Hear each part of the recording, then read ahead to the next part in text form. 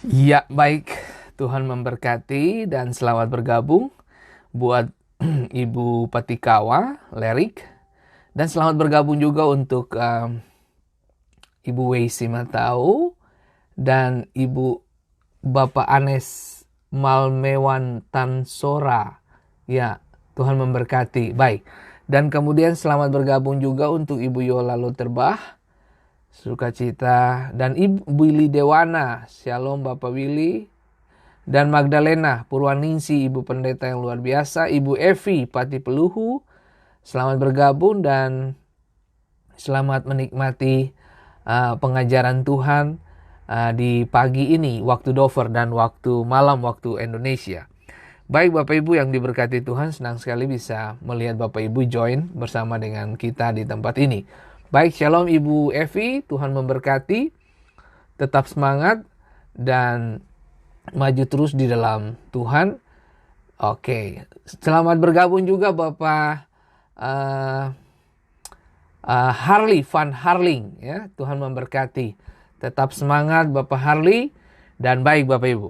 Nah, hari ini pagi ini saya akan berbicara dengan tema From Manasseh to Ephraim. Dari Manasye ke Ephraim. Nah, Manasye dan Ephraim ini adalah anak-anak Yusuf yang Yusuf dapatkan di pernikahan di Mesir dengan Asnat, salah satu wanita, saya sebut wanita terbaik karena untuk pemimpin-pemimpin besar seperti Yusuf, mereka mendapatkan orang-orang yang terbaik juga, begitu ya. Nah, selamat bergabung untuk Ibu Mariska Elizabeth Sauleka. Senang sekali bisa melihat Bapak Ibu join bersama dengan kami di tempat ini. Nah, baik Bapak Ibu yang diberkati Tuhan. Nah, kita mulai dengan ayat ini. Yohanes 15 ayat yang kedua. Demikianlah bunyi firman Tuhan. Setiap ranting padaku yang tidak berbuah. Perhatikan kalimat ini. Setiap ranting padaku yang tidak berbuah, dipotongnya. Dan setiap ranting yang berbuah, dibersihkannya. Supaya ia lebih banyak berbuah. Saya ulangi. Setiap ranting padaku yang tidak berbuah, dipotongnya. Dan setiap ranting yang berbuah, dibersihkannya. Tujuannya apa? Supaya ia lebih banyak berbuah. Wow, asik ini, asik. Nah, baik Bapak Ibu yang diberkati, seperti tadi saya katakan bahwa judul sharing kita hari ini From Manasseh to Ephraim. Dari Manasseh ke Ephraim, ini anak-anak Yusuf yang dia dapatkan di Mesir lewat pernikahan dengan salah satu putri terbaik di Mesir, namanya Asnat. Nah, baik Bapak Ibu. Sebelum saya memulas panjang lebar, mari kita coba lihat ke belakang dulu. Artinya dari sebelum Yusuf hadir, kita belajar ini dulu. Dalam Kejadian 30 ayat 22 dikatakan, Shalom Ina, Daho Glory, apa kabar Nona Manis? Tuhan memberkati. Dan selamat bergabung untuk Novita Ruhukail dan Ibu Rina Kumanggo Caniago. Selamat bergabung. Senang sekali bisa lihat Ibu Bapak bisa join hari ini. Nah, kembali ke sini Bapak Ibu. Dikatakan bahwa Kejadian 30 ayat 22. Lalu ingatlah Allah akan Rahel. Saya suka dengan kalimat frase ini. Lalu ingatlah Allah akan Rahel. Siapapun dari antara kita suka diingat oleh seseorang. Ketika saudara ditanya kabar, situasi, bagaimana, itu bukti bahwa orang itu sedang memikirkan kamu. Kalau saya bertanya atau saya kirim pesan firman kepada orang-orang tertentu, berarti Anda sedang ada di dalam pikiran saya. Artinya saya sedang memikirkan Anda. Nah, dikatakan bahwa lalu ingatlah Allah akan Rahel. Dengar. Allah mendengarkan permohonannya serta membuka kandungannya. Aduh. Tuhan keren banget. Nah, dalam nama Yesus, aku perkatakan hari ini, rahim yang tertutup terbuka kepada ibu-ibu yang pengen punya baby. Aku perkatakan hari ini, rahim itu terbuka. Tuhan berkati benih suamimu, Tuhan berkati sel telurmu, dan Tuhan berkati rahimmu di dalam nama Yesus. Diberkati, dibuat Tuhan subur, dan segala yang kamu kerjakan dijadikan berhasil adanya. Dan kembali ke sini Bapak Ibu. Di 23 ayat 23, maka mengandunglah Rahel dan melahirkan seorang anak laki-laki. Berkatalah Rahel, Allah telah menghapus aibku. Wow. Tuhan tuh kalau dia bermain Bapak Ibu keren banget. Ingat baik, Tuhan bermain selalu cantik. Di tengah-tengah kondisi dan situasi yang sepertinya hilang harapan, tapi Tuhan bermain cantik. Dia pemain yang bisa dipercayai. Nah, lalu kemudian dikatakan ayat 24. Maka ia menamai anak itu Yusuf. Waduh. Sambil berkata, mudah-mudahan Tuhan menambah seorang anak laki-laki lagi bagiku. Aduh, Rahel. Sudah dikasih satu, minta lagi ya. Waduh, keren. Tapi yang jelas begini Bapak Ibu. Menarik untuk kita belajar adalah bahwa Tuhan tuh tidak pernah tinggalin kita. Beberapa dari kita mungkin merasa bahwa Tuhan tinggalin kita ketika situasi menjadi terjepit, situasi seperti lambat berjalan, situasi seperti tidak mendukung apa yang menjadi pergumulan hatimu, sepertinya tidak terbuka atau kesempatan itu sepertinya tertutup gitu. Tapi tahukah saudara bahwa Tuhan itu pemain yang luar biasa. Nah kita tahu di dalam Kejadian pasal 30-22 ini, kalau Bapak Ibu belajar dan seterusnya, saudara kan ketemu bahwa Rahel ini tidak memiliki baby. Ya, dia mandul, sebut saja begitu ya. Dia mandul. Nah, tapi justru yang didapati bahwa Lea, saudaranya satunya lagi itu yang menjadi istri Yakub ini, mereka beranak melulu gitu kan. Oke, lalu kemudian dikatakan mereka sodorkan pembantu-pembantu mereka begitu ya, bujang-bujang mereka, budak-budak perempuan mereka sodorkan untuk siapa? Untuk Yakub. Lalu kemudian mereka melahirkan bla bla bla bla dan akhirnya kita dapati ada 12 anak laki-laki Yakub ya. Lalu kemudian Bapak Ibu kita dapati juga kalau Bapak Ibu lihat baik-baik ya, sebelum Yusuf lahir, di ayat yang ke-21 sebelum Yusuf lahir ya. Sebelum Yusuf lahir sebentar. Nah dikatakan begini. Berkatalah Lea di ayat 20. Berkatalah Lea, Allah telah memberikan hadiah yang indah kepadaku. Sekali ini suamiku akan tinggal bersama-sama dengan aku. Karena aku telah melahirkan 6 orang anak laki-laki baginya. Maka ia menamai anak itu Zebulon. Oke? Di ayat 21. Sesudah itu, ia melahirkan seorang anak perempuan dan menamai dia Dina. Ini menarik nih. Nah, kita tahu bahwa si Lea ini anak 6. Tapi Rahel belum punya anak sama sekali. Dan kita tahu bahwa begitu di ayat yang ke-21, sesudah itu Lea melahirkan seorang anak perempuan dan menamai anak itu Dina. Begitu Dina hadir, cerita ini beralih kepada Rahel. Oke, saya mau kasih ingat buat Bapak Ibu. Kalau ada orang yang di sekitar Anda, dia diberkati terus. Terkesan dia berhasil terus. Jangan cemburu, bos. Jangan cemburu.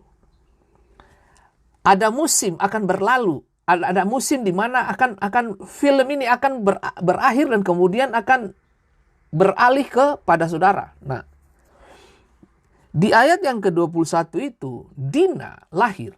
Dina menjadi tutup dari semuanya. Dina tutup. Nah, dikatakan bahwa setelah Dina lahir, di ayat 22, lalu Allah ingat akan Rahel. Nah, Dina artinya penghakiman.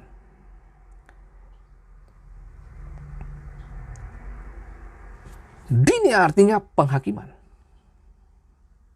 Itu Dina. Nah, kita tahu bahwa pada level itu untuk orang yang nggak punya anak, perempuan yang nggak punya anak, itu aib. Makanya di dalam pembacaan kita tadi dikatakan bahwa setelah dia punya anak, ini Rahel, Allah telah menghapus aibku. Nah, saya jamin pasti Lea sindir-menyindir karena mereka saling berlomba untuk mendapatkan cinta Yakub. Dan kita tahu Yakub itu cinta sama Rahel. Makanya dia bekerja kan untuk Laban dengan tujuan untuk mendapatkan Rahel. Tapi kemudian Laban menyodorkan Lea. Nah, karena pada waktu itu pernikahan itu pada budaya itu kakak harus menikah dulu, setelah itu baru adik gitu. Nah, jadi Lea yang disodorkan. Nah, Anda tahu itulah cerita itu. Nah, menariknya kita belajar di sini ketika di ayat yang ke-21 Dina lahir, Tuhan munculkan. Itu langsung Tuhan ingat. Tuhan langsung ingat. Ingat siapa? Rahel. Ingat apanya dari Rahel? Permohonannya. Tidak selalu Tuhan tidak dengar. Tuhan pasti dengar. Apa sih yang menjadi pergumulan kita? Apa sih yang menjadi tantangan hidup kita? Tuhan pasti dengar. Jangan pernah menyerah ketika doa-doamu terkesan lambat untuk dijawab oleh Tuhan. No. Waktumu bukan waktu Tuhan. Jalanmu bukan jalan Tuhan. Pikiranmu bukan pikiran Tuhan. Agendamu bukan agenda Tuhan. Menurut Anda itu terbaik. Tapi menurut Tuhan belum. Itu bukan yang terbaik. Sebab Tuhan punya ada yang lebih baik dari yang kamu pernah pikirkan. Selalu ingat bahwa pikiran manusia dan pikiran Tuhan itu berbanding terbalik. Manusia berharap dia harus diangkat pada waktunya. Tapi Tuhan, no. Belum waktunya untuk kamu diangkat. Ada saat dan waktu di mana kamu seperti direndahkan, dipandang sebelah mata. Itu baik bagi jiwamu.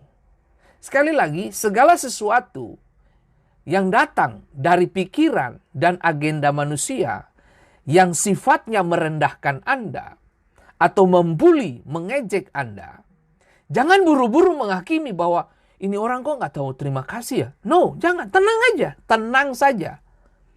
Sebab setiap musim ini Tuhan yang pegang kendali. Tuhan yang turunkan hujan. Tuhan yang beri matahari. Jadi Anda nggak perlu ngurus Tuhan. Nggak perlu ngatur Tuhan. Tuhan, ini kalau boleh jam sekian matahari terbit ya. Nggak usah. Matahari tahu kapan dia harus terbit. Matahari tahu kapan dia harus muncul. Dan kapan harus dia tenggelam. Kan begitu. Nah, untuk terbit dan terbenam itu Tuhan tahu. Kita nggak usah ngurus apa yang menjadi urusan Tuhan.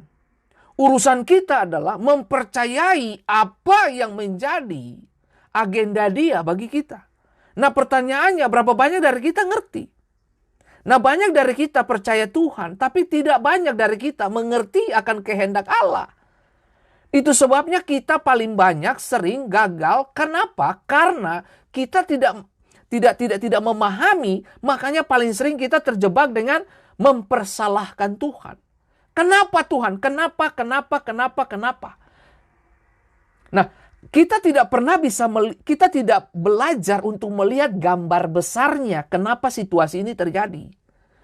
Kita belum coba untuk memahami apa sih menjadi rencana dan agenda Tuhan di balik semua situasi. Nah, Rahel paham ini. Nah, antara Rahel paham atau tidak paham, tapi Rahel tidak berhenti berdoa. Nah, dikatakan di ayat yang ke-22, lalu ingatlah Allah akan Rahel. Ini cukup menjelaskan. Ini cukup untuk menjelaskan, saudaraku. Nah, kemudian dikatakan Allah mendengarkan permohonannya. Berarti Rahel datang bukan cuma 1-2 kali kepada Tuhan. Dia datang every single day buat Tuhan. Dia datang terus-menerus. Nah, dikatakan begini, maka mengandunglah Rahel. Nah, dengar baik, saya mau kasih tahu. Kalau sampai Tuhan yang ingat, kalau sampai Tuhan sudah ingat, sebentar lagi kamu mengandung. Kalau sampai Tuhan ingat, sebentar lagi kamu menghasilkan sesuatu. Sampai waktu, dengar, ketika Tuhan mengingat Anda, ketika Tuhan ingat doa kamu, sebentar lagi apa yang kamu pohonkan, doakan, mintakan itu terjadi. Selalu ingat, agendamu bukan agenda Tuhan. Seperti tingginya langit dari bumi, demikian pikiran kita dari Tuhan. Nah, menarik untuk kita belajar di sini bahwa jangan mencoba untuk mencerna pikiran Tuhan menggunakan pikiran daging kita. Kita akan kecewa dan putus asa. Kita akan kehilangan banyak hal di situ. Kenapa? Karena kita mencoba menyelami menggunakan pikiran-pikiran kita yang terbatas. Tapi itulah Tuhan. Tuhan, ingat, Tuhan pemain cantik. Tuhan bermain sangat cantik, ingat. Maka ia menamai anak itu Yusuf. Sambil berkata, mudah-mudahan Tuhan menambah seorang anak laki-laki lagi bagiku. Baik, Rahel minta lagi. Rahel bilang, Tuhan, ini sukacitaku udah penuh nih. Please tambah 1 lagi. Keren kan? Wah. Karena Rahel udah ketemu kuncinya. Bersabar sebentar, bersabar sebentar, bersabar sebentar. Bersabar sebentar. Tidak mudah memang. Dengar baik. Untuk melahirkan sesuatu yang besar tidak mudah. Untuk menghasilkan masa depan tidak mudah. Untuk melahirkan pemimpin hebat tidak mudah. Untuk melahirkan orang-orang terbaik Tuhan pada musim dan masanya tidak mudah. Tidak mudah untuk melihat orang-orang berhasil. Tidak mudah. Gitu. Tapi Rahel pun paham betul. Paham betul Rahel ini. Oke. Mari kita lihat pelan-pelan Bapak Ibu yang diberkati Tuhan. Nah, dalam sharing hari ini kita akan melihat kehidupan Yusuf ya. Ini cerita yang luar biasa dan sangat powerful. Sebuah cerita yang dibangun dan berawal dari sebuah mimpi. Ya toh? Nah, kita tahu bahwa berawal dari sebuah mimpi, kemudian kita tahu bahwa ini orang bakalan jadi besar di ke depan ini. Setelah banyak tikungan tak terduga, saya sebut begitu, tikungan yang tak terduga. Setiap tikungan yang tak terduga, Allah berdiri di setiap sudut perjalanan hidup kita. Ada begitu banyak tikungan-tikungan yang tajam, menukik, bahkan menyakiti. Tapi justru Tuhan berdiri di setiap titik untuk meluputkan kita dari bahaya maut. Nah, Tuhan kita adalah Tuhan yang sangat-sangat perhatian. Nah, dikatakan begini. Dan 13 tahun kerja keras sebagai budak dan hidup dalam proses penderitaan. Ini Yusuf ini. Tuhan memberkati Yusuf dengan cara yang tak terbayangkan. Akibatnya ia menjadi orang terkuat kedua di Mesir. Nah, kita baca pelan-pelan. Selanjutnya Firaun berkata kepada Yusuf, dengan ini aku melantik engkau menjadi kuasa atas seluruh tanah Mesir. Nah begini, Bapak Ibu banyak dari kita sudah mengerti tentang kisah perjalanan hidup Yusuf. Bagaimana Rahel mandul melahirkan anak tadi yang kita baca, Kejadian pasal 30. Lalu kemudian dia bertumbuh besar dan dikatakan bahwa dia disukai dan disayangi oleh ayahnya, bla bla bla bla. Dia dibuat jubah yang indah, bla bla bla. Kecemburuan dan iri hati mulai muncul dari saudara-saudara laki-laki yang lain. Timbul kebencian, kemudian timbul kebencian, lalu kemudian mereka masuk kepada sikap menjual. Artinya menjual adiknya. Mereka lempar dia ke sumur dulu, dan Anda tahu cerita itu. Setelah itu mereka lihat saudagar-saudagar muslim ini datang, Ismail dari Gilead. Lalu mereka jual si Yusuf. Lalu singkat cerita dia ada di rumah Potifar. Dia dikasih semua tanggung jawab dalam rumah itu. Nah, begitu kita tahu bahwa Tuhan sertai Yusuf dan dia berhasil dalam segala yang dikerjakan. Lalu didapati bahwa istri Potifar mulai melakukan fitnahan-fitnahan yang tidak beralasan begitu. Lalu kemudian Yusuf dilempar ke penjara. Setelah dilempar penjara, dia dilupakan, yaitu oleh juru minuman.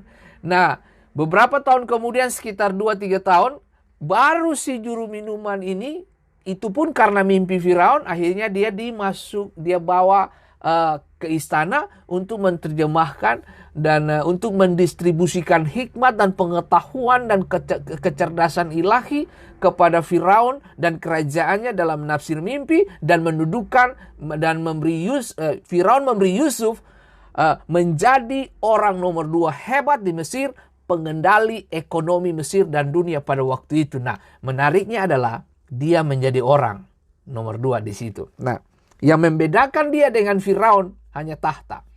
Tapi Firaun boleh punya tahta, tapi Yusuf yang punya gandum dan roti. Ya, apa gunanya Anda punya tahta, tapi kalau Anda lapar juga repot. Nah, tapi Yusuf megang semuanya. Nah, kita kembali ke sini. Itu sekilas garis besar dari perjalanan kehidupan Yusuf. Nah, kembali ke sini. Kejadian pasal 41 ayat 41. Dikatakan bahwa selanjutnya Firaun berkata kepada Yusuf, "Dengan ini aku melantik engkau menjadi kuasa atas seluruh tanah Mesir." Lalu dikatakan, sesudah itu Firaun menanggalkan cincin meterainya dari jarinya dan mengenakannya pada jari Yusuf. Nah, dengar baik. Kalau sampai Firaun sudah melepaskan cincin, berarti Firaun melepaskan otoritas penuh.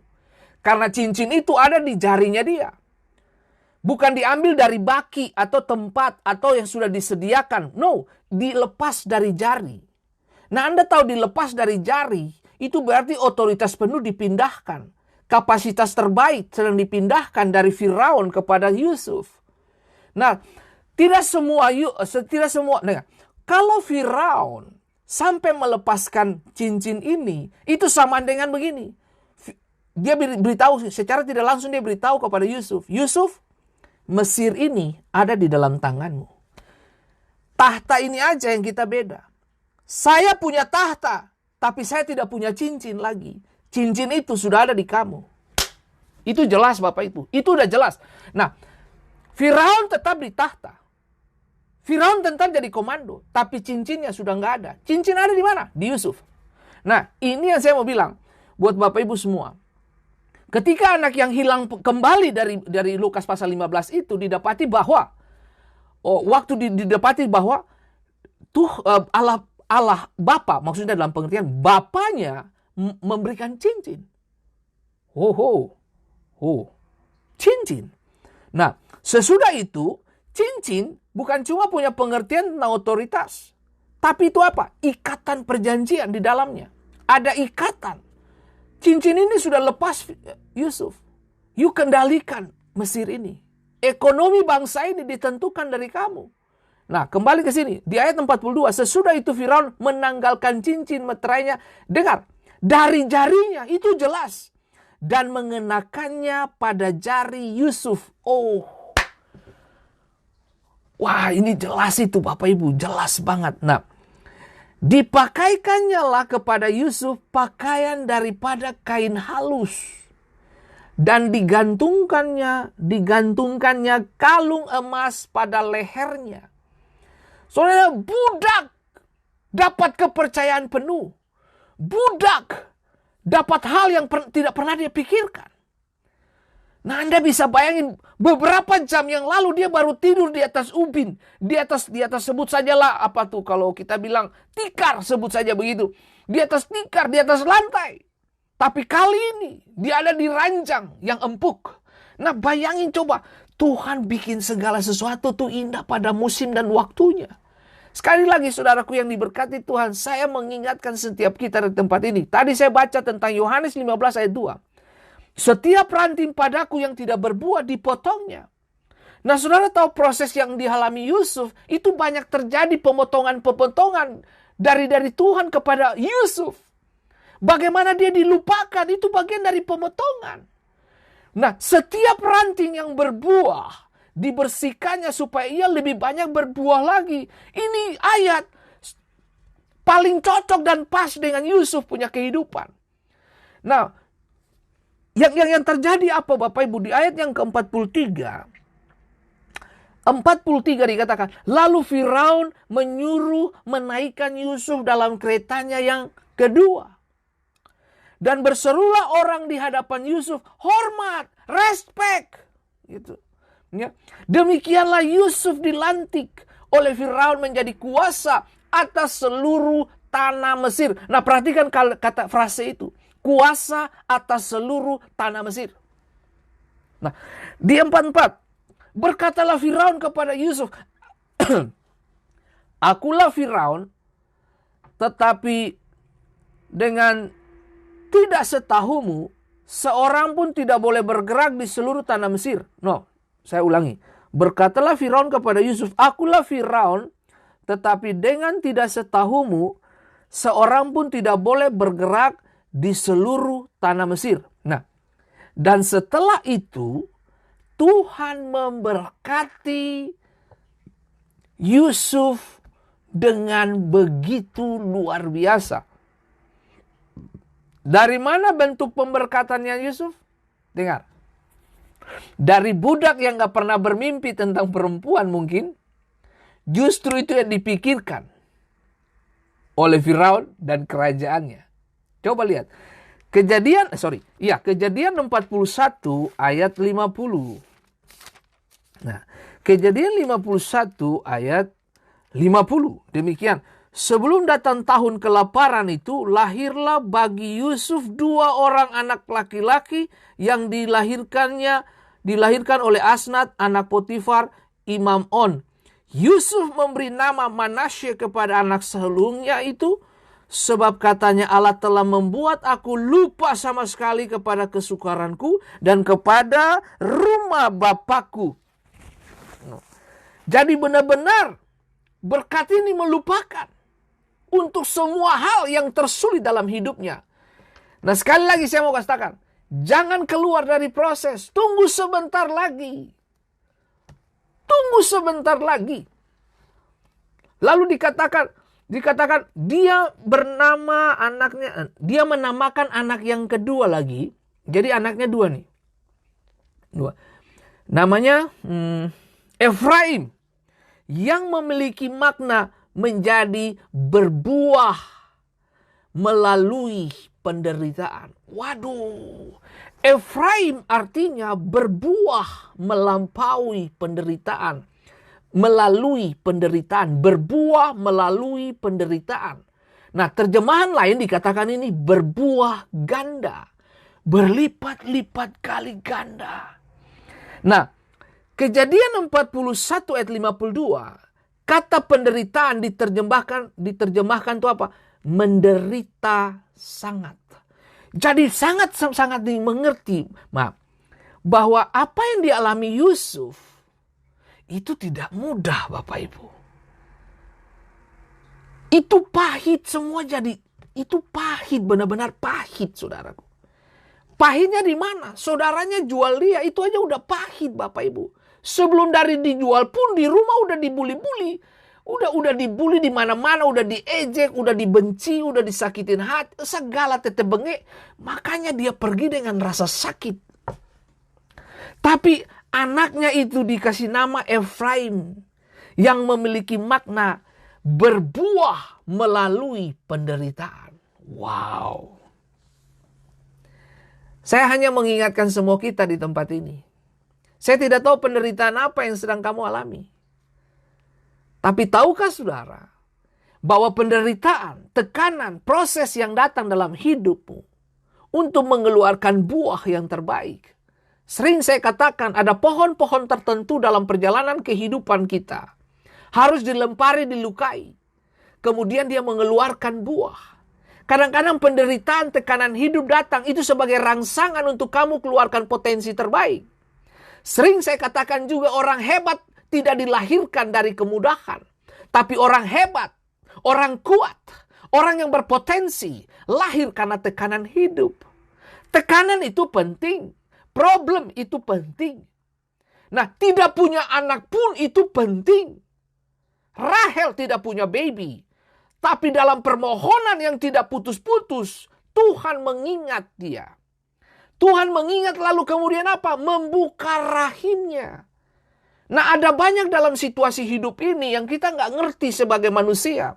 Tapi Tuhan pegang kendali. Tuhan pegang situasi. Apa saja yang menjadi pergumulan hidupmu, Tuhan nggak tutup mata kok. Beberapa mungkin dari kita berkata, Tuhan tutup mata. No, dia tidak tutup mata.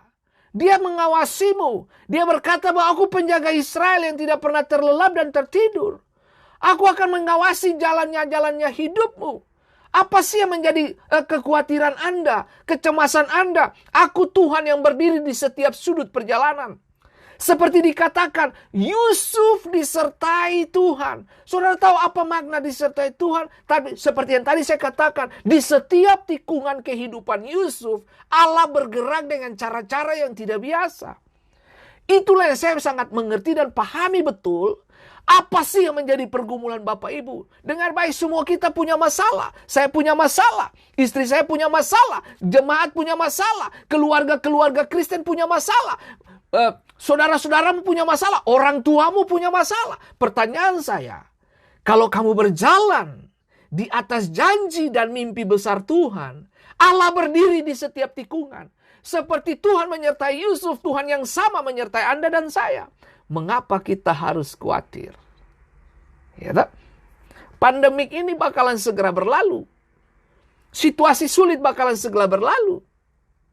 Ujian, setiap ujian yang datang dalam hidup kita untuk memberikan kita level terbaru. Setiap ujian yang datang dalam hidup kita untuk memberikan kita pada kelas berikut. Jangan bermimpi untuk ada di kelas berikut. Kelas berikut Anda bisa dapat kecuali Anda melewati yang namanya ujian. Bersiapalah untuk mengalami ujian-ujian terberat dalam hidupmu. Saya tahu itu tidak gampang. Kematian suamimu, kematian istrimu, kematian anak-anakmu, itu tidak mudah dan tidak gampang untuk melupakan kebaikan dan hidup bersama yang pernah dilewati bersama. Tapi tahukah saudara, Tuhan tidak pernah tutup mata. Saya sangat memahami betul persis bahwa proses yang kita hadapi sebagai orang percaya, itu proses bukan untuk membunuh, tapi proses untuk mengeluarkan potensi terbaik kita kepada Tuhan. Itu saja Bapak Ibu. Nah, kembali ke sini Bapak Ibu yang diberkati Tuhan. Mari kita lihat. Nah, berikut ini mari kita lihat 3 penderitaan Yusuf melalui berbagai periode dalam kehidupannya. Dari usia 17 tahun sampai 30 tahun. Semua punya proses. Gitu. Bagaimana Allah membuat dia berbuah pada setiap tahap yang berpuncak pada dia menjadi eksekutif atas Firaun dan pegawai negeri sipil tertinggi Mesir. Pemegang ekonomi rakyat, pemegang ekonomi Mesir. Dialah yang mengendalikan perputaran gandum, beras, apa saja sembako ada di tangan dia. Nah, cerita itu dimulai dari mana? Kejadian pasal 37 ayat 2. Ketika Yusuf baru berusia 17 tahun. Coba mari kita lihat. Kejadian 37. Kejadian 37 ayat yang kedua. Yusuf dan saudara-saudaranya. Adapun Yakub ia diam di negeri penumpangan ayahnya, yakni di tanah Kanaan. Inilah riwayat Kejadian 37 ayat 2. Mana tuh? Ya, inilah riwayat keturunan Yakub Yusuf ketika tatkala berumur. Dengar. Inilah riwayat keturunan Yakub Yusuf tatkala berumur 17 tahun. Jadi sangat mudah, oke? Biasa mengembalakan kambing domba. Yusuf bertanggung jawab mengembalakan kambing domba. Anak-anak Bilha dan Silpa, kedua istri ayahnya, dan Yusuf menyampaikan kepada ayahnya kabar tentang kejahatan saudara-saudaranya. Jadi Yusuf ini tukang balapor. Yusuf ini tukang balapor juga ya. Ini sebut saja ini Yakub punya mata-mata begitu kali ya. Jadi Yusuf ini tidak suka lihat kejahatan saudara-saudaranya. Yusuf kasih tahu, men. Nah, ayat 3 dikatakan ini. Israel lebih mengasihi Yusuf dari semua anaknya yang lain, sebab Yusuf itulah anak yang lahir pada masa tuanya, dan ia menyuruh membuat jubah yang maha indah bagi dia. Nah, saudara tahu, dengar baik. Ini sudah cikal bakalan jadi perang sendiri nih. Nah, setelah dilihatnya oleh saudara-saudaranya bahwa ayahnya lebih mengasihi Yusuf dari semua saudaranya, maka bencilah mereka itu kepadanya dan tidak mau menyapanya dengan ramah. Mamayo. Berarti Yusuf tinggal di tengah-tengah neraka. Saya sebut saja begitu, Bapak Ibu. Nah, Anda bisa bayangin, bangun pagi, dia lihat saudara-saudaranya, mereka sudah apa lihat? Saudara Anda bisa bayangin coba. Dia tidak nyaman sekali di tengah-tengah keluarganya. Nah, lalu di ayat yang kelima. Pada suatu kali bermimpilah Yusuf. Ini parah lagi nih Bapak Ibu. Dengar baik. Dia tukang berlapor. Dia selalu lapor kejahatan-kejahatan saudaranya kepada bapaknya Yakub. Lalu kemudian Yakub memberi dia jubah. Tambah benci. Nah, ini di ayat yang kelima. Yusuf mimpi. Aduh. Lihat. Ayat yang kelima. Pada suatu kali bermimpilah Yusuf. Lalu mimpinya itu diceritakannya kepada saudara-saudaranya. Coba lihat saudara. Ini Yusuf ini sudah tahu dia dibenci. Sudah tahu dia ditanam muka perang terus sama saudara-saudaranya. Tapi dia masih sempat untuk cerita mimpinya. Itulah mereka lebih benci lagi kepadanya. Karena katanya kepada mereka, coba dengarkan mimpi bla bla bla bla, tampak kita sedang di ladang bla bla. Waduh, berkas-berkas mereka sujud menyembah kepada si berkas-berkas Yusuf. Nah, itu kan dia jadi problem. Singkat cerita, mereka dapat kesempatan di ayat yang ke-12. Pada suatu kali pergilah saudara-saudara Yusuf mengembalakan kambing domba dekat Sikem. Lalu Israel berkata kepada Yusuf, coba kau pergi lihat dulu kau saudara-saudara itu. Nah, dan kita tahu berakhirnya di mana? Dia dijual ke Mesir. Dia dijual. Nah, Anda tahu itulah. Dia dijual.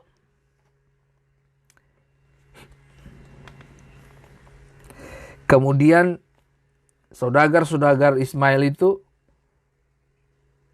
jual dia ke Potifar. Nah,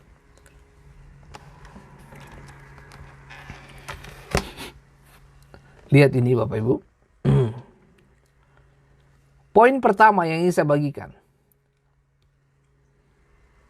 Yang pertama, 3 proses pembersihan yang dilewati Yusuf. 3 proses pembersihan. Yang pertama, berbuah melalui penolakan.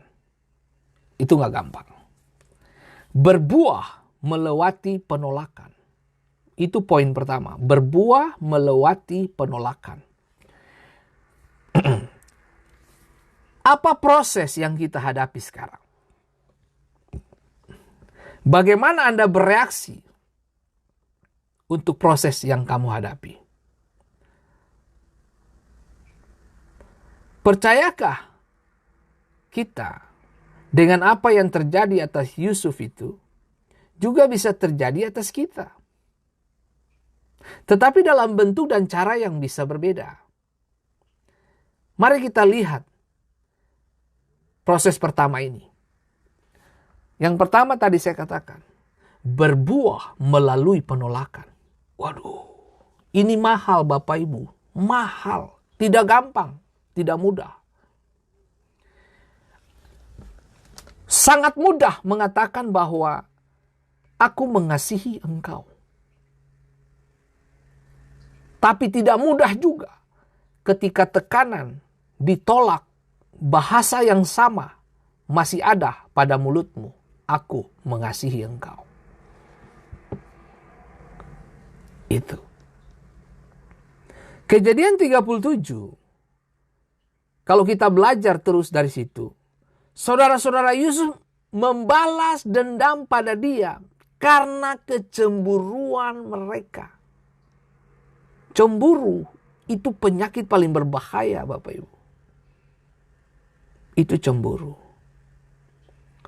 Tahukah saudara bahwa di Alkitab ada begitu banyak peristiwa yang terjadi karena konflik adik kakak. Saya kasih contoh. Kain dan Habel, konflik mereka. Kain membunuh saudaranya. Kita lihat Lukas pasal 15 tentang anak yang hilang dengan kakaknya. Kakaknya menjadi benci dan tidak mau ikut pesta. Nah, itulah yang saya mau bilang buat Bapak Ibu semua. Tidak semua, bahkan saudara sekandung pun, tidak semua bisa menyetujui mimpi yang dimana Tuhan kasih kepadamu. Nah, kondisi ini juga yang dialami oleh Yusuf. Ketika mimpi disampaikan, tambah mereka benci. Kejadian pasal 37 kalau Bapak Ibu baca. Sebelum mimpi itu datang pun mereka udah benci. Bencinya di mana? Karena mereka lihat Yakub lebih mengasihi Yusuf. Baru dibuat jubah maha indah. Lah kalau Yakub itu kalau bikin 12 jubah maha indah, kan mengurangi kebencian kah? Atau kasihnya tuh sama gitu loh. Ini dia bikin untuk Yusuf sendiri. Itu sama halnya meletakkan Yusuf pada bahaya. Nah, saya mau mengingatkan semua kita di tempat ini. Jangan besarkan anak-anakmu dengan fasilitas yang berlebihan. Tidak ada yang salah, dengar. Tidak ada yang salah jika Anda memanjakan anak-anakmu. Tidak ada yang salah. Kamu pingin dia senang, kamu pingin dia bahagia, iya. Saya juga manjakan anak-anak saya. Tapi saya tahu persis bahwa ada masa di mana mereka harus melewati yang namanya proses berdoa. Proses menunggu itu tidak gampang. Gitu. Nah, justru disitulah mereka diperkaya dengan hati yang sabar menunggu dengan kesabaran penuh. Itu penting buat mereka punya pertumbuhan. Nah, saya pernah cerita, saya tidak tahu apakah saya pernah cerita atau tidak.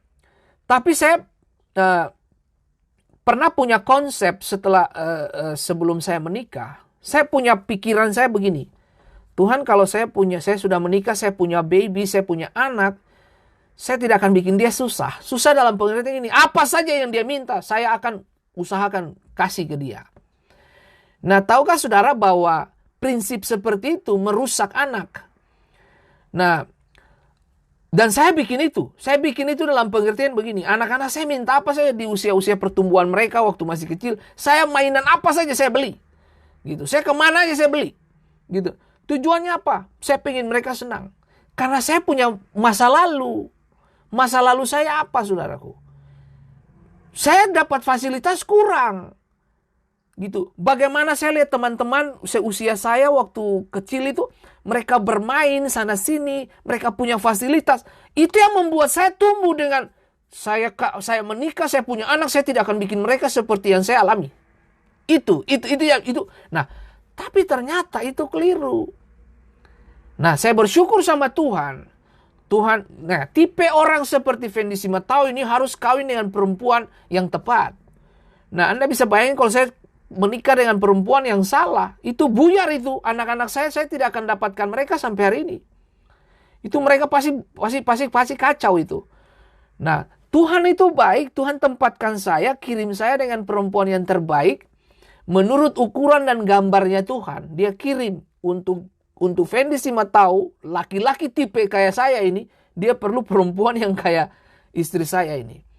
Nah, dengan pertolongan Tuhan, waktu berproses, saya mulai mengerti. Ternyata manja itu merusak. Manja itu merusak. Nah, saudara tahu, saya harus bilang,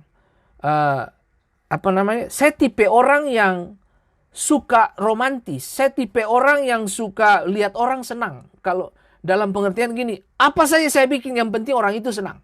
Nah, saya pengen tuh lakukan itu untuk anak-anak saya.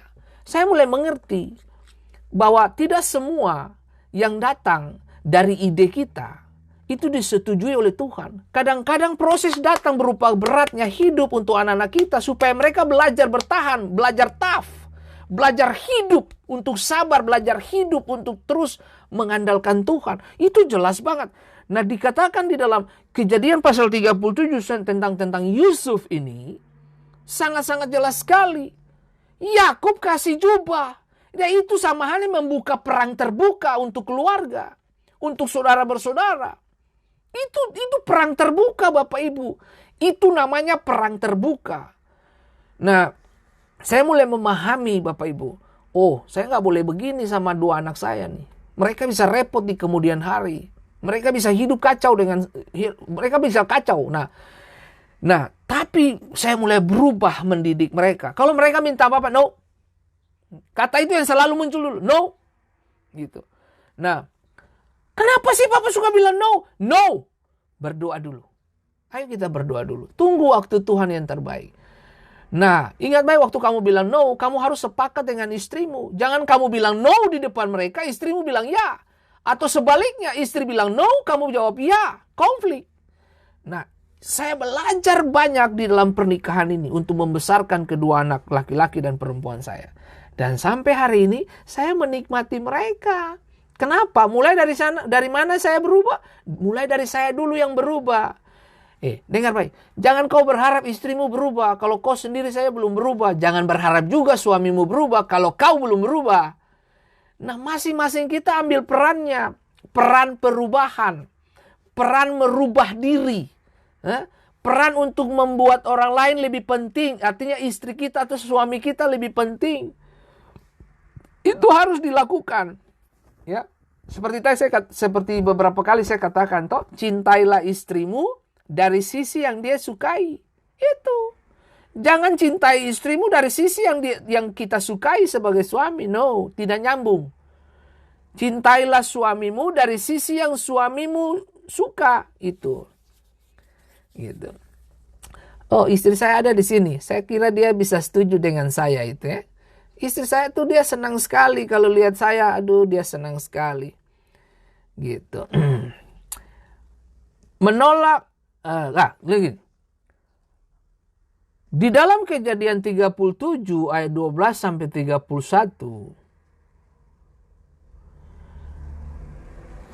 12 ayat 31.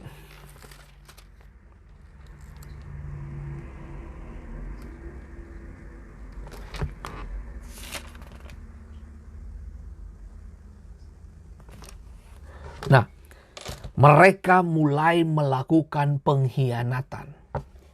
Siapa? Saudara-saudaranya.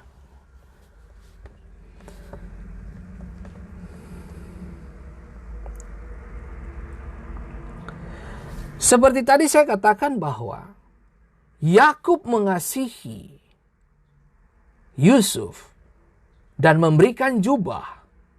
Itu menciptakan perang terbuka antara saudara bersaudara. Nah, tapi Tuhan punya proses itu indah.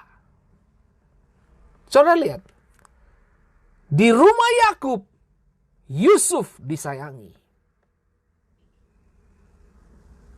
Dia dilempar keluar sama saudara-saudaranya. Dijual. Dia keluar dari namanya lingkaran kasih ayahnya itu. Saudara-saudaranya pisahkan dia dari ayahnya. Di rumah aku disayangi, dikasihi. Dan kita tahu, jubah yang menjadi masalah kemudian diambil oleh saudara-saudaranya. Mereka olesin dengan darah. Dan mereka berkata bahwa Yusuf sudah mati, diterkam binatang buas. Jubah yang menjadi problem bagi mereka. Jubah itu juga yang menjadi masalah bagi Yakub. Anda bisa bayangkan Yakub pegang itu jubah. Yakub bilang, aduh ini di mana kekasih hatiku? Di mana hatiku ini? Kamu lihat? Yakub yang memberi jubah. Manusianya pergi, orangnya Yusufnya pergi. Tapi jubahnya balik ke Yakub, tapi dalam tangisan.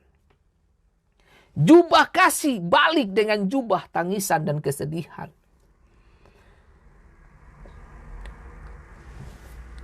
Beberapa dari Anda yang mungkin kita punya anak 2, 3, 4, 5, 6 dengan baik. Jangan melakukan diskriminasi begitu. Maksudnya lebih sayang si A, si B. Jangan saudara. Jangan. Sebab beberapa pengalaman yang saya dapati di dalam pelayanan kita. Sampai hari ini adik kakak bisa bermusuhan. Karena si kakak merasa adiknya lebih banyak diperhatikan. Itu bahaya.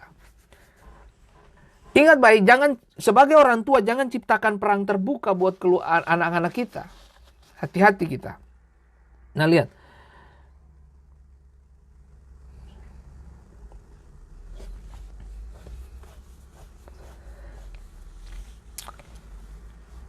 Bahkan ada satu literatur bilang begini. Ini nggak ada di Alkitab.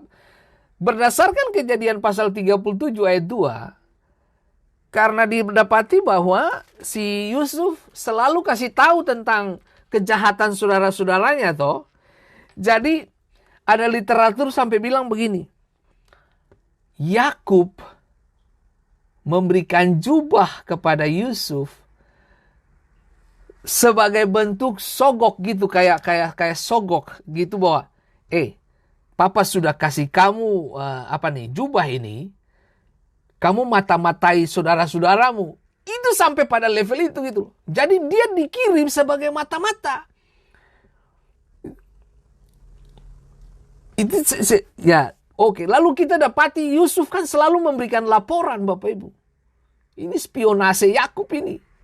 Nah, sudah singkat cerita, ya istilahnya dia dijual di rumah Potifar lah. Nah, sekarang kita lihat ini. Status Yusuf sekarang adalah bahwa dari anak kesayangan, ya, keadaan menjadi lebih buruk ketika Yusuf pada yang bodoh ini mulai membual tentang mimpi futuristiknya. Itu tambah buruk, saudara. Ya, oke.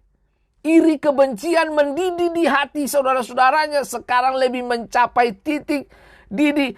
Kemudian mulai meledak di mana? Mereka jual dia. Udah. Dendam terbalaskan. Mereka tolak pengkhianatan saudara-saudaranya. Yusuf kehilangan semua hak-haknya ketika dia terpisah dari ayahnya. Dan dia sekarang menjadi seorang budak. Apa yang ada di benak Yusuf? Rasa sakit, kesepian, itu yang didapat. Sudah pasti ia akan diperlakukan kasar dan kejam oleh para budak dan pedagang. Karena dia dijual. Cuma kalimat ini, frase ini yang membuat kita mengerti kenapa Yusuf berhasil. Dikatakan begini, Tuhan menyertai Yusuf. Itu cukup. Dan memberinya,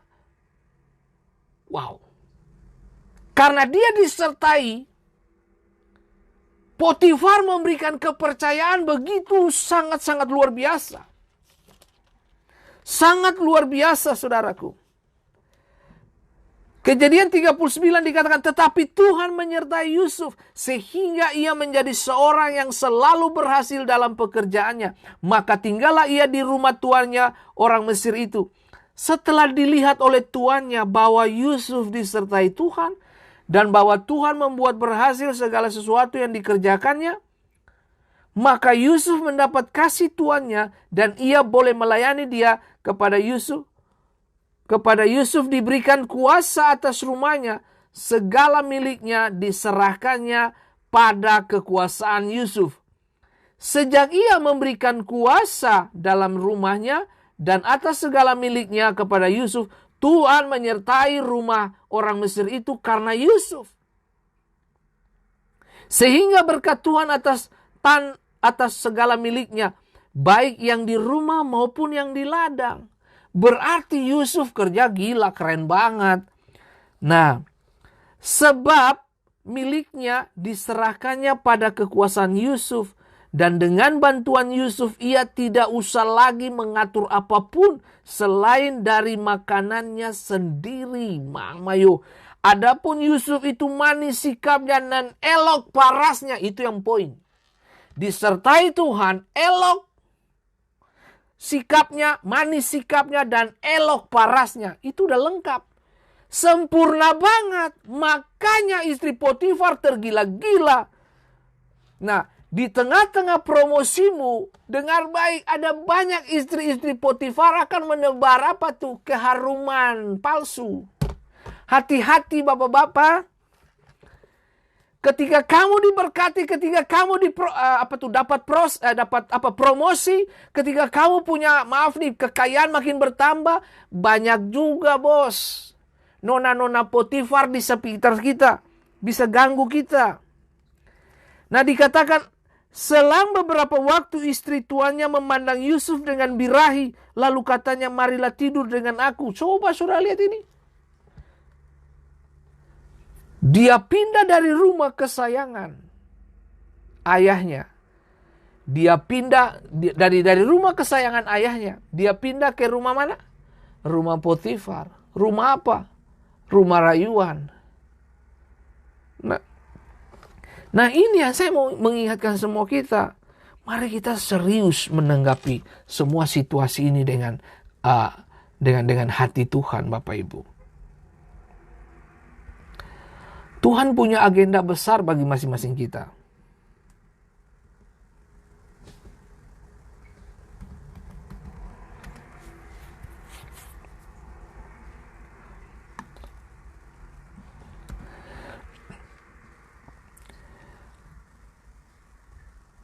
Ini luar biasa sekali. Luar biasanya di mana, Bapak Ibu? Dia dipercaya oleh Potifar untuk mengurusi yang namanya rumahnya. Arti nama Potifar, milik matahari. Bayangin. Mesir itu identik dengan matahari. Karena dewa mereka, Amon-Ra, dewa matahari. Dan ini milik matahari Potifar. Dia urus harta orang Mesir.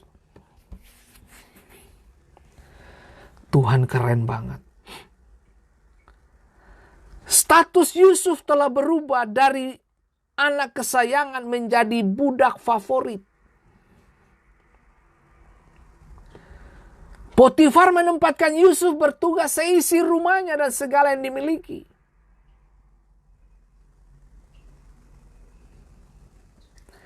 Dikatakan begini Bapak Ibu, di ayat yang ke-5 dan 6. Potifar nonton bagaimana Tuhan sertai Yusuf. Dan semua yang dia kerjakan dan buat berhasil adanya. Lalu gak stop sampai di situ. Gak berhenti sampai di situ. Ini yang dibilang ini. Dalam kesengsaraan kita, Tuhan masih bisa membuat kita menjadi berkat bagi banyak orang lain. Di tengah-tengah kesepian dan rasa sakit terpisah dari orang tua yang menyayangi kita. Di tengah-tengah kesukaran itu, kesengsaraan itu, Tuhan masih bisa membuat kita menjadi berkat bagi orang lain. Yusuf ada di Potifar, rumah itu. Dan rumah itu diberkati karena Yusuf, bukan karena Potifar. Jadi hari ini Bapak Ibu yang diberkati Tuhan, disertai Tuhan, itu cukup untuk menjelaskan siapa kita sebenarnya.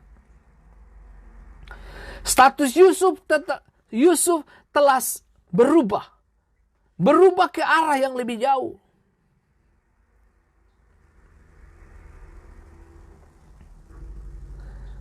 Sekarang dia menjadi apa? Budak favorit. Luar biasa Tuhan itu.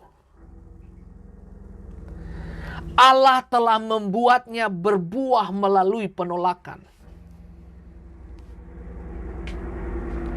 Allah, telah membuatnya berbuah melalui penolakan. Itu sebabnya juru sharing saya hari ini. Dari Manasye ke Efraim.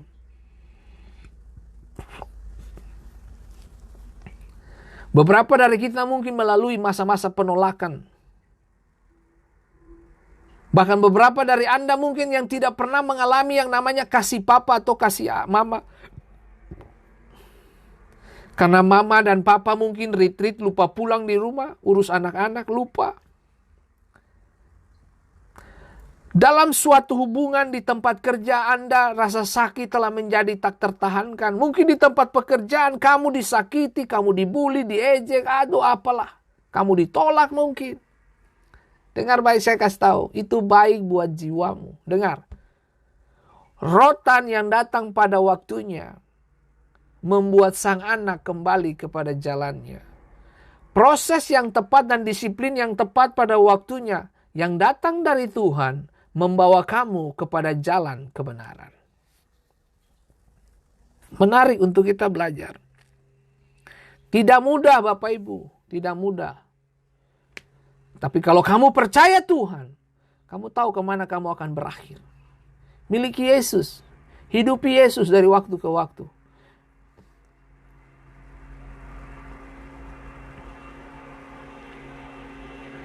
Nah, Yusuf berkembang banget di rumah Potifar. Dia mulai belajar, kepemimpinannya mulai terlihat ketika dia mengurus rumah tangga Potifar. Dia mulai ngatur semuanya dan semuanya berhasil adanya. Dia atur sana sini, semuanya berhasil. Jadi di rumah Potifar itu adalah tempat pelatihan dia untuk mengurus satu negara. Prinsip spiritualnya begini. Kalau kamu berhasil untuk urus rumah tangga, kamu bakalan berhasil urus yang lebih besar. Kalau kamu berhasil urus keluargamu, kamu berhasil urus kepemimpinanmu di kantor, bahkan di mana saja. Di gereja, di organisasi, bahkan sebagai pejabat pemerintah. Beberapa orang sering bertanya kepada saya begini. Sering bertanya. Kalau mau pemilihan presiden, pemilihan eksekutif, legislatif, dan segala yudikatif, dan semua kayak itu. Nah, mereka selalu bertanya, sering bertanya. Ya, Pak Fen, kita pilih siapa ini? Hah? Saya cuma jawab, lihat keluarganya. Lihat bagaimana dia urus keluarga. Kalau dia nggak becus urus keluarga, jangan pilih dia. Itu kamu pilih dia sama dengan kamu mendatangkan kehancuran bagi kotamu. Itu aja. Nggak ada cerita. Jangan gini. Orang selalu lihat. Jangan juga tertipu dengan. Dengan keluarga. Itu adalah berkat, anugerah. Di mana kita bercermin untuk kepemimpinan kita. Itu saja. Kalau kamu nggak mampu ngurus keluargamu, kamu juga bakalan tidak mampu urus orang lain. Itu aja. Nah, Yusuf dipercayakan untuk ngurus rumah Potifar, dan dia buat semuanya berhasil. Dikatakan begini, Tuhan sertai, dan itu diawasi dan dilihat jelas sama siapa? Sama Potifar. Potifar tidak semudah itu mengangkat Yusuf. Dia pasti lewati berbagai penelitian, observasi, pengamatan, dan sebagainya. Dia nggak gampang pilih-pilih Yusuf jadi pemimpin. Tapi itu yang saya bilang, kalau kamu punya kualitas Tuhan, kamu mau lempar di planet bumi manapun, tetap Tuhan bilang, saya mau orang itu.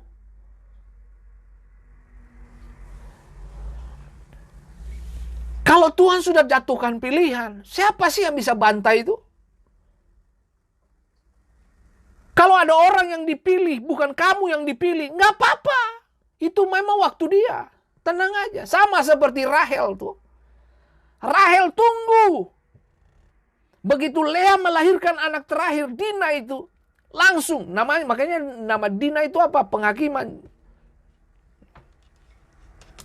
Langsung stop, back. Itu. Kemudian Yusuf muncul. Sadar, betul kan? Seperti ada peralihan gitu yang Tuhan buat gitu. Wow. Kiranya Tuhan tolong kita untuk kita mengerjakan hal-hal yang tidak biasa dalam hidup kita ini. Setahu bahwa tidak mudah untuk kita hidup di tengah-tengah situasi seperti ini, Bapak Ibu.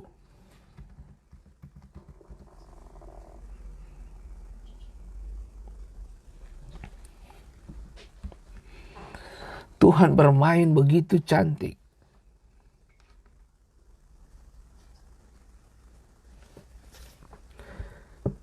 Wow. Jangan mundur Bapak Ibu. Hadapi tantangan hidupmu. Tuhan ada di setiap situasimu. Dia tahu kepada siapa dia harus bergerak. Dia tahu kepada siapa dia harus percayakan kuasa itu. Tuhan memberkati kita. Jadilah kuat dalam kekuatan tangan kuasa Tuhan. Kalau Tuhan bisa pakai Yusuf untuk menjadi berkat bagi rumah dan kediaman Potifar, Tuhan yang sama bisa memberkati keluarga kita. Lewat siapa? Lewat Anda dan saya. Mari bertumbuhlah di dalam Tuhan. Hidupi Yesus dari waktu ke waktu. Sebab tangan Tuhan itu tangan yang pasti, bukan tangan manusia. Tuhan memberkati kita semua. Maju terus dalam Tuhan. Jadilah berkat dimanapun Bapak Ibu berada. Selamat bergabung Bapak Bertuasela, Ibu Anshe Heidi, Rosalina Soplera, Ibu, Tuhan memberkati. Belina Sipakoli, Tuhan memberkati. Tuhumena. Dan Sorsindeh dan Weli Dekwelju, Ibu Weli apa kabar? Jifart Stanley, Elvis Kolelsi, Bapak Guru apa kabar Bapak Elvis? Wow, Ibu Selina Laberi tetap semangat. Bapak Simon Samu-Samu, aduh senang sekali. Ibu Ella Rum, apa kabar Nona Manis? Tetap semangat. Ibu Elinda Lisa Pali, salam buat Papa dan Mama di rumah. Dan kemudian Anita Ci, Tuhan memberkati. Bapak Ai Sumeru, apa kabar Bapak Ai? Bapak Kiki Mual, Tuhan memberkati. Ibu Pauline Maulo Rahayaan, Ibu Lina Bella, Tuhan memberkati. Jeremia, apa kabar? Tuhan memberkati Jeremia. Anshe Hedi, Tuhan memberkati. Tetap semangat, maju dalam Tuhan. Bapak Mensano Mary Jane, apa kabar? Tuhan memberkati. Sukacita menjadi bagian hidup kita semua. Dan juga Gilbert Persulesi, Bapak John, hamba Tuhan yang luar biasa. Bapak John Patikawa, apa kabar Bapak John? Tuhan memberkati, tetap maju terus dalam tangan Tuhan. Dan ingat baik saudaraku yang diberkati Tuhan. Jangan keluar dari proses. Proses itu baik bagi jiwa kita. Tuhan memberkati kita, sampai jumpa di esok hari. Dengan pesan untuk melanjutkan di poin yang kedua. Berbuah melalui tuduhan palsu. Waduh, ini ngeri-ngeri sedap ini ya. Dia proses-proses hidupnya Yusuf ini ngeri-ngeri sedap. Nah, besok kita akan bahas tentang berbuah melalui tuduhan palsu. Waduh. Aduh, rumit juga nih hidup ini ya. Tapi dengar baik. Rumit menurut agenda kita. Tapi tidak rumit bagi Tuhan. Tuhan tahu kok, dengar. Tetap hidupi panggilan Tuhan. Makan tuh proses kamu. Kamu akan keluar menjadi hal-hal yang tidak biasa. Tuhan memberkati kita. Kiki Mual. Mama, Tuhan memberkati dan salam hormat buat Bapak Adi yang ada di rumah. Tetap semangat dan salam hormat bagi keluarga besar Aboru. Aduh, ini desa yang selalu menggores di hati saya. Tuhan memberkati. Maju terus dalam tangan Tuhan dan sampai jumpa di esok hari. Tuhan memberkati kita semua. Sebelum kita pisah, saya ingin berdoa dari beberapa dari Anda. Tuhan Yesus, terima kasih untuk berkat yang datang dalam hidup kami. Ajar kami untuk terus berbuah di tengah-tengah situasi sulit. Ajar kami terus berbuah di tengah-tengah kehidupan yang sepertinya tidak ada harapan. Tapi sesungguhnya Allah ada di setiap musim. Dan tangan yang sama turun buat saudara perempuan kami Ella. Tuhan berkati Ella, mata kakinya diperkuat. Tuhan bawa anak ini untuk mengerti rencana Tuhan di balik semua situasi hidup. Sebab kami tahu setiap didikan dari Tuhan tidak mengenakan daging, tapi justru merusak daging dan mengangkat kami kepada kemuliaan. Didikan Tuhan selalu menghanguskan daging kami dan tidak memberi tempat kepada keinginan manusia kami, tetapi memberi tempat kepada kepentingan Roh Kudus. Roh Kudus tolong kami. Kemarin kami baru melewati sebuah momen bersejarah dalam pertumbuhan gereja, itu pencurahan Roh Kudus. Dan kiranya Roh Kudus hari ini terus pimpin kami. Seperti Tuhan sertai Yusuf. Tuhan yang sama lewat Roh Kudus-Mu yang hidup itu menguasai setiap kami. Menguasai Ibu Mariska Elizabeth Sauleka. Menguasai Ibu Della Sumeru bersama dengan suami. Bahkan Bapak dan Ibu Kiki Mual, Tuhan, bahkan Ibu Weli Dekwelju, tangan yang sama memberkati setiap kami. Dan aku berdoa dalam nama Yesus, anugerah, penyertaan, kasih Tuhan turun untuk keluarga besar Laberi dimanapun mereka berada. Tuhan berkati Ibu Salina Laberi, Bapak Yosef Laberi dan keluarganya. Berkati Bapak Bertua Sela, istri dan anak-anak, bisnis, pekerjaan, Tuhan berkati. Dan aku berdoa dalam nama Yesus. Aku perkatakan, ada rahim yang terbuka dalam nama Yesus. Ada benih ilahi kepada semua ibu-ibu yang sudah lama menikah, tapi belum memiliki baby. Tuhan tolong mereka. Terima kasih banyak Bapa di surga. Dalam nama Yesus, kami berdoa dan mengucap syukur. Haleluya. Amin. Sampai jumpa di esok hari. Tuhan memberkati kita.